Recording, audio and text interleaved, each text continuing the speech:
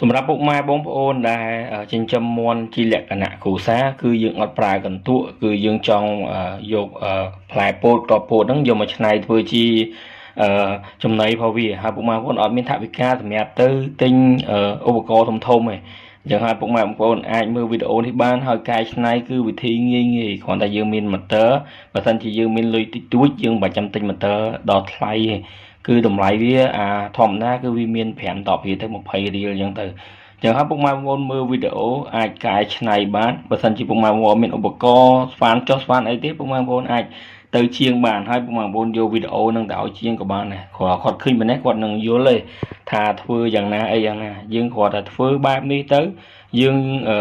មានអាបងដោះគោយើងដែលកូនមុំហើយយ៉ាងទៅយើងសល់យើងក៏បោះចោលហើយពុកម៉ែបងប្អូនគូវាបែបនេះដើម្បីយើងយកវាធ្វើជាផ្លែ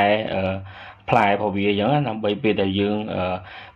ស្វានម៉ូទ័រយើងទៅយើងបើកម៉ូទ័រយើងទៅអាហ្នឹងវាវាយជាមួយនឹងអាគ្រាប់ពោតឲ្យម៉ត់បានអញ្ចឹងណាពុកម៉ែបងប្អូនឥឡូវយើងចាប់ផ្ដើមធ្វើវាហើយពុកម៉ែបងប្អូនគឺអត់ងាយអត់មានអីពិបាកទេប៉ុន្តែបើពុកម៉ែបងប្អូនចង់ឲ្យវាមានលំនឹង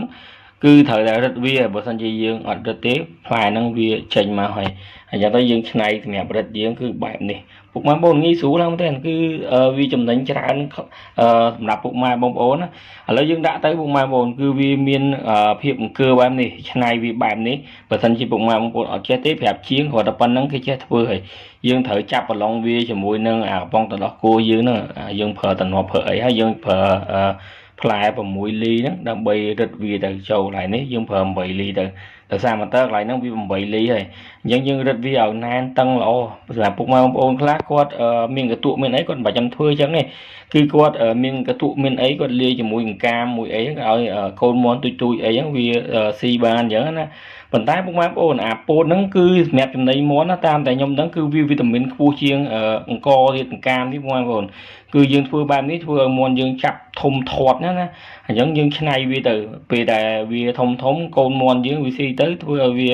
អួលវាអីហ្នឹងទៅវាបាក់លាបដោយសារតែ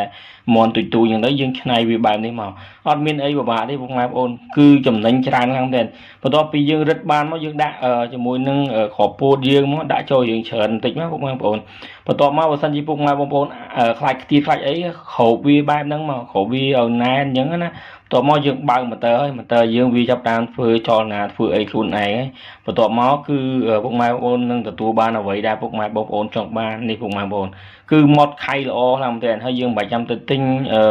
ម៉ាស៊ីនធំនេះយើងកែច្នៃតែបែបនេះជឿថាពុកម៉ែបងប្អូនឃើញវីដេអូនេះហើយទៅធ្វើឲ្យពុកម៉ែបងប្អូននឹងសប្បាយចិត្តខមមិនសរសើរ admin ហើយអរគុណគោរពលា